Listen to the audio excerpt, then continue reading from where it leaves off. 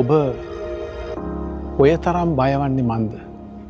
තවම ඔබට ඇදහිල්ල නැද්ද? Why are you so afraid? Do you still have no faith? Sometimes we become so much in comfort zone. We are not ready for confrontation. We compromise. අපි සමහර වෙලාවට ඒ අපිට පහසු පරිසරයේම අපි ජීවත් වෙන්න උත්සාහ කරනවා. සමහරවිට පාපයත් අපි ආශ්‍රය කරගෙන සාතන් එක්කවත් තරහ වෙන්නේ නැතුව, සාතන්ටවත් කරදරයක් කරන්නේ නැතුව, සාතන්ගේ හිතට දෙවන්නේ නැතුව ජීවත් වෙන්න උත්සාහ කරනවා.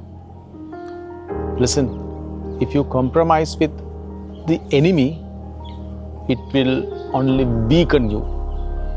ඔබ දුෂ්ට බලවේගයට අනුකම්පා කරන්න ගියොත් ඔබව දුෂ්ට බලවේගය යටපත් කරන්න පුළුවන්.